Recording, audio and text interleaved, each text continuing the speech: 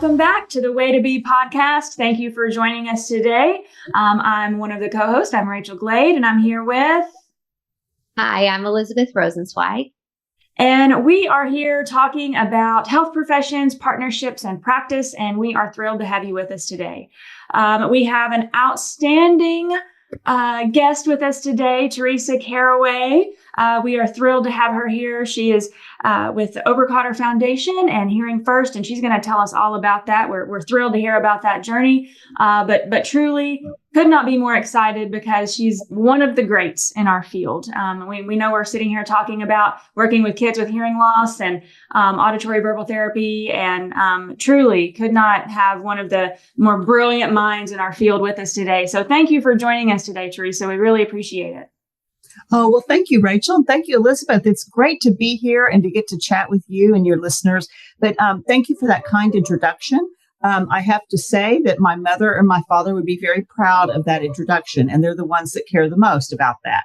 So anyway, but yeah, it's terrific to be here, and I'm thrilled and excited to talk about this wonderful profession that we share. Thank you. I love that. I'm sure your mother and father would be really, really proud, as they should be. So I wonder, Teresa, could you tell us a little bit about your journey in the profession? How did you get into this field? Where has your career taken you? And then fill us in on what you're working on now. Wow. So I am one of those really strange people that when I was in sixth grade, I decided I wanted to be a speech language pathologist, and that I wanted to help individuals who were deaf to learn to talk. And so that was quite an interesting thing in that there was the town that I was living in, the city, they had a university and they were building a community speech and hearing clinic. And so at that grand opening, my parents and I just went to go see this new clinic, and I fell in love with it. And that whole summer after my sixth grade year, my mom would drop me off at the clinic and I would go in the observation rooms and watch therapy all day long. And then she'd come back and pick me up. Now, I'm sure that now that they probably wouldn't allow that too much today, but it really caught my passion for this field of speech language pathology. And I was hooked. And that's what I knew, that I wanted to go all the way through and get my PhD in speech pathology. So I was very determined and focused about that. And if you can imagine being one of my two boys, and when they told me they didn't know what they wanted to major in yet, and I said, "What do you mean you don't know what you want to major in?" So anyway, but that was great, and really has taken me on a wonderful, wonderful career journey. I started my career in the Oklahoma City Public Schools, which was very different than where I thought I would start my career. I really thought I wanted to be in a hospital-based system, or and see individuals who had aphasia and just different disorders. But along the way, I realized that I had this passion for language and academic success. And what is the underpinnings of that language that you have to be able to do well in school, to do well academically. So it started me off on that career, and I really wanted in Oklahoma City schools. I felt like I wanted inner city school. I wanted that where individuals who maybe might not ever see a speech language pathologist except for their school-based clinician, they need the very best ones. And we need our very best clinicians in the public schools. And so I felt a big calling to do that. So along the way, then I became the coordinator of speech language services. Along the way, then I moved and taught then at the university level. And along the way, then I was just right in the right place as cochlear implants were coming of age, and as cochlear implants were coming into clinical trials. And that's how I really then started on totally specializing in children who were deaf or hard of hearing, learning to listen and talk. And so I was at the right place at the right time. I think in terms of, and very blessed that got to ride that wave as cochlear implants were coming into available for children, as well as newborn hearing screening.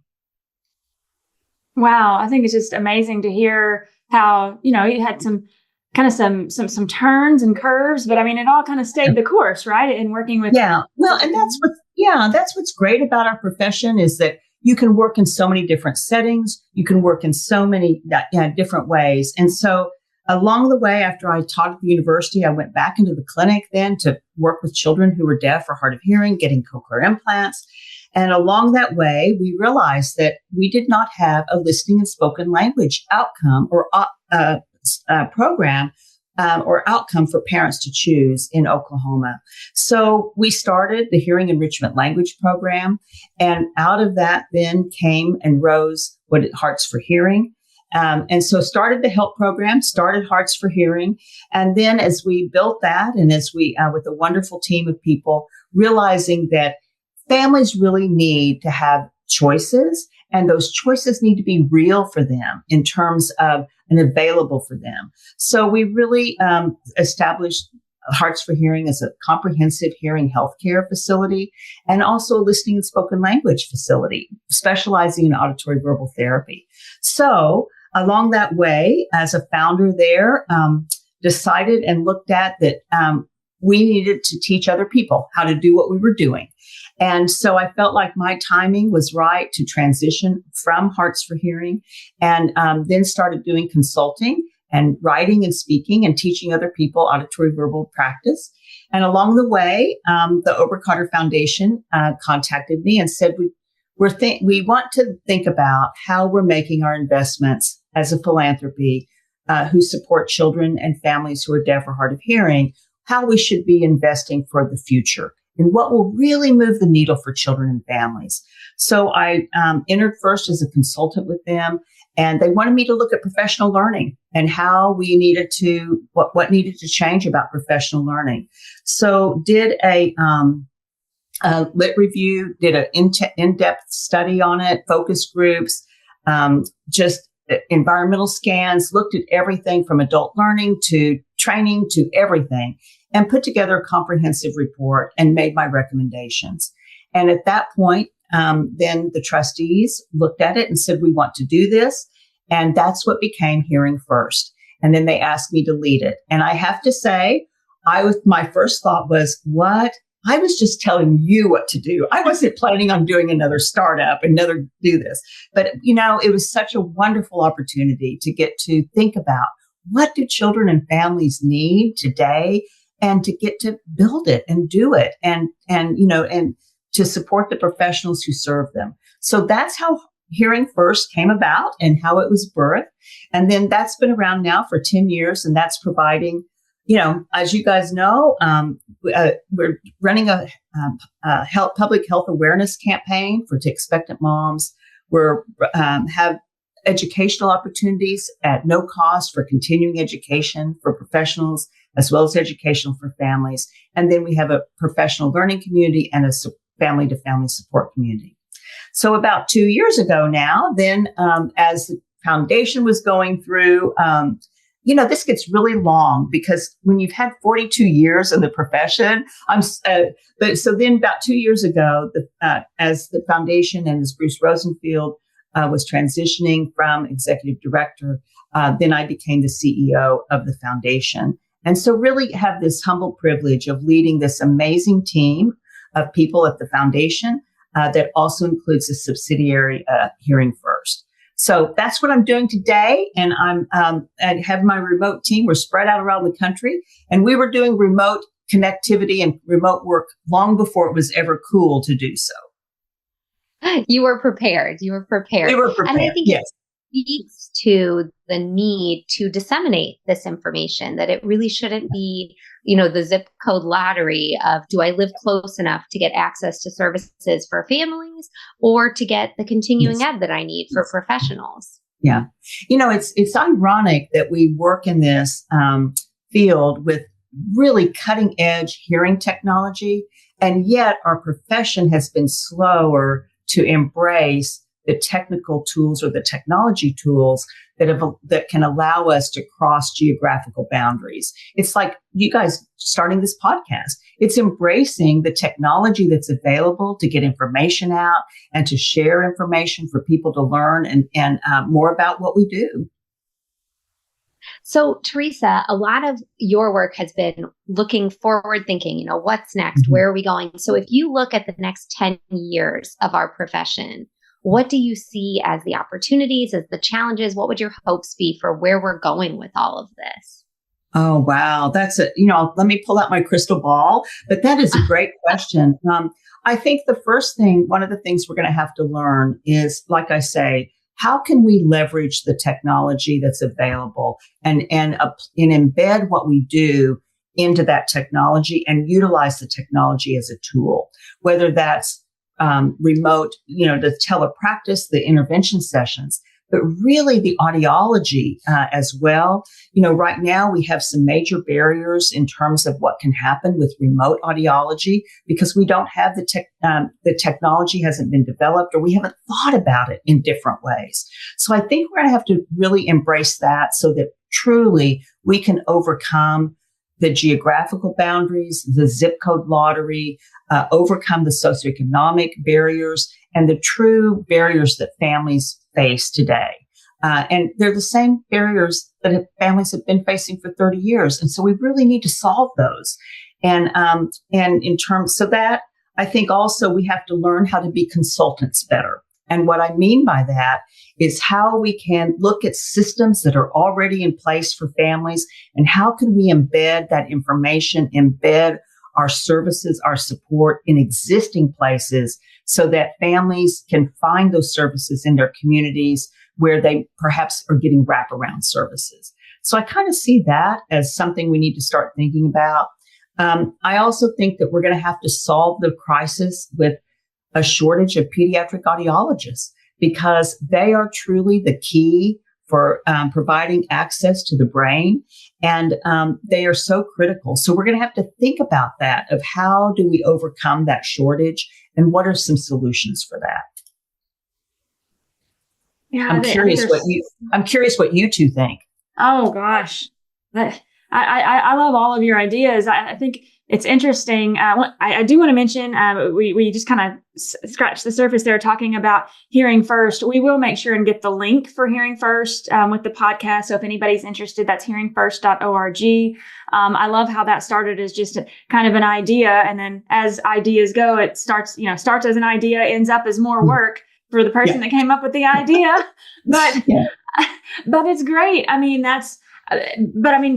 now, like you said, whenever you said it has been around 10 years, for me, I'm like, oh my gosh, I can't believe it's been 10 years. But then I think about all the amazing resources that are there. It's one of those things that this idea has now, without question, impacted generations of families and speech language pathologists and audiologists. And it's one of those things that just kind of started out as like, I think we need this. And I just think it's incredible. Yeah. Well, thank you. You're very kind. And each of you have also been very involved in whether it's Facebook Live or podcast and different recordings that are available at hearingfirst.org. And I would encourage listeners to check that out and follow you guys there too. But I think that it's also one of those things about the profession that is terrific, is that you can take your ideas, your leadership skills, your thinking, and you can expand it in ways that you never thought, maybe perhaps as you started graduate school to be a clinician, that could expand in amazing ways. And that's what's terrific about this, is that the sky is really the limit in terms of what you can think and what you can dream and what you can do.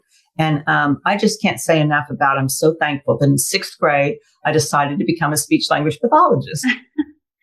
I think it's interesting that you said you started out interested in maybe medical speech language pathology and then kind of found your way. Because whenever I first started out in graduate school, I had no idea what direction I wanted to go, if I wanted, to work with kids or adults. And I think that's one of the very unique things about working with individuals with hearing loss, is that you do kind of get to have a foot in, a little bit of medical speech pathology and audiology and speech language pathology. I wonder if you might speak to maybe some top tips for a speech language pathologist or maybe a student that's considering maybe becoming an auditory verbal therapist or thinking about it. What might you recommend for them? Yeah. Well, I think that it's what is wonderful about as an auditory verbal therapist, it really does emphasize the science and the art. And what I really like about it is that it combines information from the audiology profession along with the speech path profession that you have to weave together and really understand. So what I would recommend is I would say find an auditory verbal therapist, first of all, to observe. And in fact, there are sessions, videotape sessions of video observation of therapy sessions you can access at hearingfirst.org and watch those sessions. I think talking to someone, I would encourage them to do that. I would encourage them to think about if they love child language, if they love speech science, if they love speech acoustics, if they love the fact that you get to work with a highly integrated team of people, then auditory verbal therapy and auditory verbal practice sounds right up your alley. So I would just encourage to meet people and to seek that out in terms of observing as many people or talking with auditory verbal therapists as one could. And if people, like you mentioned, through Hearing First, if you can't watch someone in person, you can do that. And if you can't connect with someone in person, you have forums for professionals, for families. They could do that too. And, you also touched on this team aspect, and I'm thinking about the different offerings at Hearing First that we've got geneticists and we've got audiologists and special educators, that it really is such a team. Thinking about your influences along the way, who are people who have been really significant mentors in your journey? Yeah, well, I think the first one and that always comes to mind and is my mentor and friend, Warren Esterbrooks. And it just happened that as cochlear implants were coming of age and we were starting the program in Oklahoma, a little blue pamphlet crossed my desk that said, "A little hearing can go a long way." And this man named Warren Esterbrooks was going to be in Dallas, Texas. And so my friend and I, we drove to Dallas so that we could hear him because we thought, this sounds interesting. And if it's a bust, we can always go shopping. So after the workshop. So anyway, we attended the workshop and Warren started out his presentation where he showed videotape of profoundly deaf children listening and talking and conversational skills, and they sounded just like typical hearing children. And at the first break, I could not get up to the room fast enough to talk to him. And the poor Warren, I think I had him plastered up against the wall saying, "My kids are not doing this. I need to learn how to do this.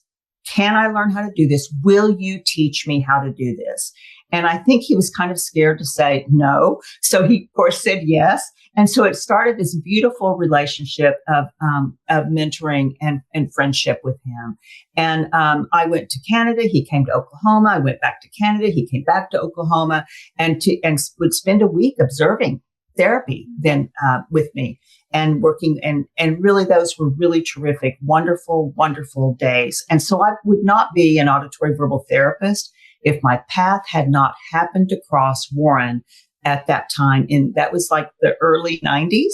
So he was a true influence on me in terms of my practice, in terms of my thinking, in terms of my how I view guiding and coaching families and the importance of families in the intervention process.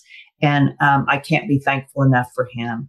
And then the second one that probably comes to mind is Judy Simpson. And Judy, she's auditory verbal therapist. She's first and most important, the mother of a child who is deaf. And that's how she started her career. But what I always learned about from Judy and always wanted to hear her every time she was talking or had any time to visit with her one-on-one and spend time with her, she is the one who really taught me about how important the parent coaching is and the parent relationship, and how really the parent is the captain of the team, and that how we as professionals have this humble privilege to get to walk along beside them for a short period of time to share their life and but to empower them. So Judy would be Simpson would be my second person that comes to mind. And then there's a whole list of other people as well. Then Carol Flexer was one that really also is a high influence in terms of her thinking and explaining about how the importance of that hearing is really about the brain and not the ears, and the importance of having access to all the sounds of speech. So those are my top three probably at this point. That's oh so gosh, awesome. I love that. It just speaks to the connectedness of our profession, the history of our profession, but also I think the power of kindness and mentoring others, and look what ripples that can create, but also a boldness. If you find somebody and you like what they're doing, go up and plaster them against the wall, because 9 times out of 10, we really do like to talk about this and share. Absolutely. And I think sometimes, we might be intimidated to approach each other, but everyone, I think I've never met anyone who wasn't very open and kind and wanting to really inspire or equip the next, everyone around them. And that's what's great about it, that, as we each make each other better, we get better as a profession. But I think the other thing that's important is that the great thing about being an auditory verbal therapist is that you get to meet the nicest of people along the way who become some of your closest of friends. And I think that's what, because we're all learning and growing, and we'll never all know it all. And so I think that's the whole thing, is that if we can help each other learn and grow so that we can improve outcomes for children and their families.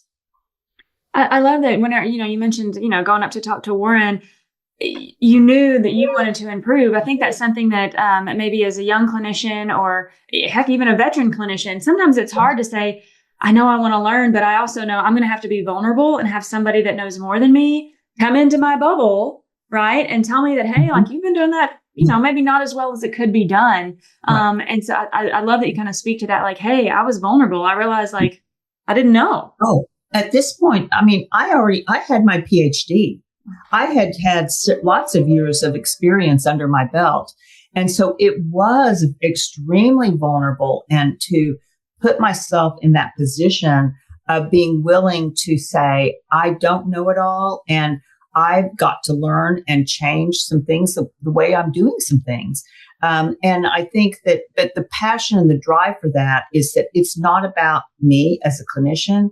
It's about that family and that child that I'm seeing now, or the one who I might be crossing paths with in the future.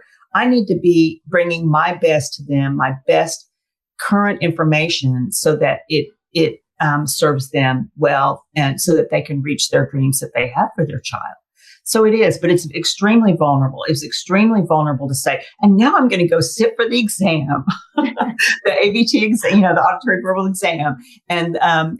But it was a goal to become a certified auditory verbal therapist, listening spoken language specialist. And I think that's something that, it's one thing that it perhaps doesn't get you any extra money, and it doesn't what it does, and the importance of doing it, is to help yourself grow, but more importantly, because families, it allows families to know that this person has some minimum and has strived for extra learning to help become the best clinician they can become. Teresa, that idea of families deserve our best knowledge is really something I learned from you, and something I quote to my students all the time, because in 2008, I heard you speak at Cook Children's Medical Center. And in that presentation, at some point, you said, families deserve my best 2008 knowledge, not my best knowledge from the day I finished graduate school. And that's always what I think. Families deserve my best, Monday, August 26th, 2024 knowledge, and that better be different, and it better be better tomorrow. So I got that from you. Oh, you're sweet. Thank you, Liz. But you were one of those people. Each of you have really demonstrated that tenacity of reaching out to other people to learn from others. You've lived that and demonstrate that every single day yourselves. Thanks. I always just say I'm too dumb to know that I can't. So that ignorance helps me, Yeah, exactly. I remember I met Warren Estabrooks at whenever the convention was in Milwaukee, and I was a college student. I think I saw him in a Starbucks, and I was like, oh my gosh, it's Warren Estabrooks. But you know what? Like you said, you get to meet the most incredible people. You get to blend the best of art and science and people. Obviously, we're all here because we are big fans of this incredible field. Yeah.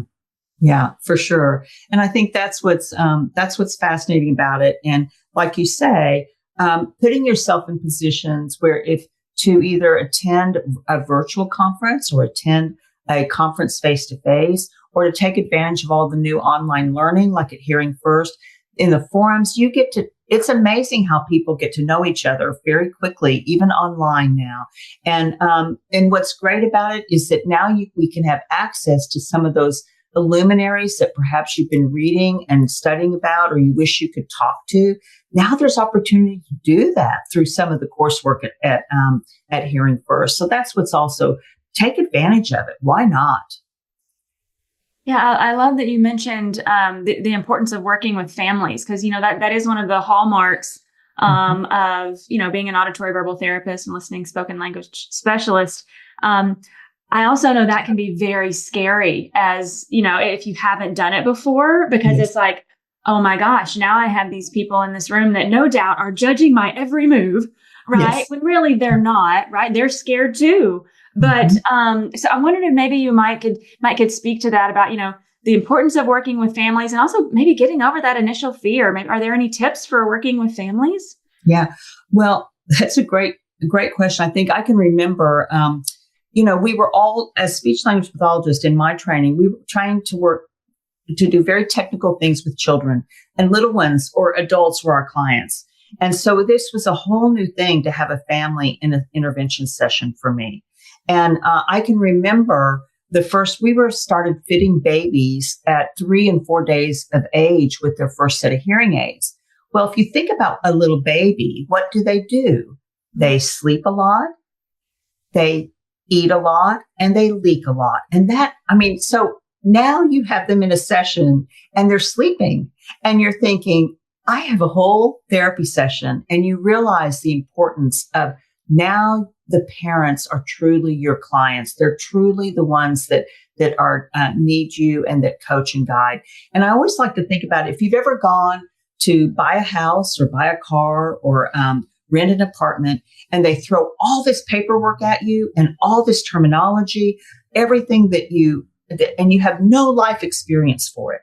Most parents don't have any life experience of ever having to walk into an early intervention session, auditory verbal therapy session. And so taking that in terms of what that perspective is like, of how that power shift happens, and saying, and really being conscientious of it in terms of working with families and coaching and guiding them. And I think that's the first, how we position ourselves and how we think about it.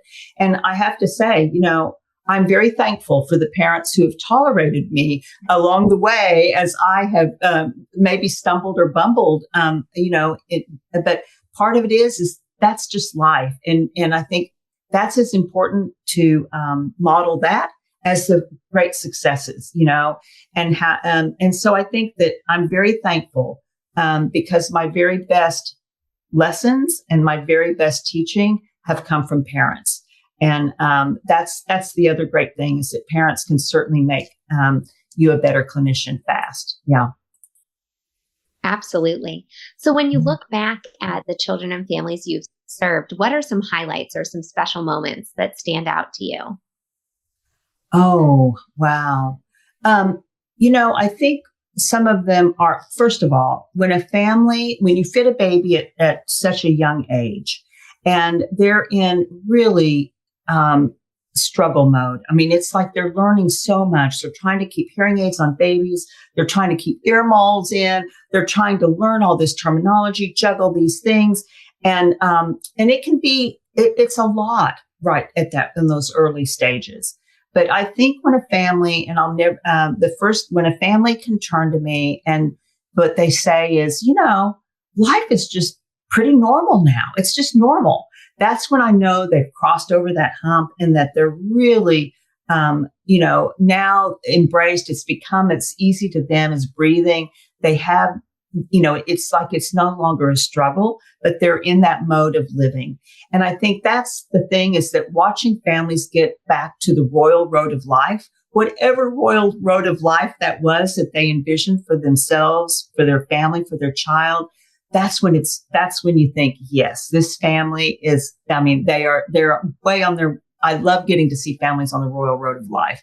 So when families tell me life is pretty normal now, we don't even, it's just, everything's a pretty good habit of getting hearing aids on every morning and checking them. And then, making, language learning just a natural part of their day. Those are terrific things when you see that. And now one of the things that when you get older, and you've been in the profession and you start getting all the graduation announcements from high school, from medical school, from graduate school, those are always highlights that families think that, when you see their child has obtained their different goals and that they have in life. So that's always fun. Yeah. And, this podcast is aimed at professionals, but I hope there are some parents listening. And I hope if those parents feel like this doesn't feel normal to me yet, that gives them such hope that it's out there. You'll get to the other side of the mountain, and there are resources to connect with professionals who can help you. So if you feel like you don't have a team, log on to these websites and get that, because it is so possible for this to just feel like, okay, we've got this. Yeah. And I think, Elizabeth, the other thing is, I think I always tell parents to trust their gut. If they feel like there's something missing, or if they feel like that they need just a little bit more, trust their gut, and to request that, or to verbalize what their needs are. And if they aren't getting their needs met, it's okay to look for other teams or other providers that can provide that for them. So I think that's the thing, is that professionals want to make sure that they're getting their needs met. We all want that for every family. Awesome. Okay. Well, I think it's about time for our rapid round of questioning. Okay. I'm going to pull up a timer for 90 seconds, and we're going to shoot some quick questions at you. If you don't know the answer or can't think of the answer, you are welcome to say pass. All right. Rachel and I are going to alternate. I'm going to start. You ready? Okay. Should I be getting nervous? No, this is the most fun part. All right. Okay. So 90 seconds on the clock. Here we go. What is your favorite vacation destination? Oh, sun and sand, beach. Coffee, tea, or soda? Soda. Country life or city life? Oh, city life. Cats or dogs? Oh, dogs. What is your go-to for surviving boring meetings? Oh, doodling. Morning person or night owl? Night owl. What's your favorite type of cuisine? Junk food. Netflix or YouTube? Netflix. Okay, so following up on the junk food, what's your favorite snack? Oh, now this is embarrassing, but I would say Cheetos and a Diet Dr. Pepper. Fiction or nonfiction? Fiction. What's your favorite color and why? Blue. Because it's like the ocean and like the sky. If your office had a mascot, what would it be and why? Oh, now see, that's a hard one. I have to really think on that one. Energizer Bunny. Oh, love it. I like that. Okay. And what? Oh, all right. Well, that's 90 seconds. I owe you a Diet Dr. Pepper the next time we get together. Absolutely. And I would provide your snack to you too, as well. Love it. That sounds great. Awesome. Well, thank you so much for joining us this morning. And I think really there's just one thing left that we can say, and that's way to be, Dr. Caraway. Thank you for all you've done for our profession and for families and really all over the world. Truly, your work has absolutely been amazing. And perhaps someone in our audience, listened to our conversation And maybe, just maybe, this might have sparked an idea or a motivation that this might be a way to be for them too. So thank you again, Dr. Caraway. Well, thank you. It's been my pleasure. You guys are awesome. All right. We'll see you next round, everybody. Have a great day.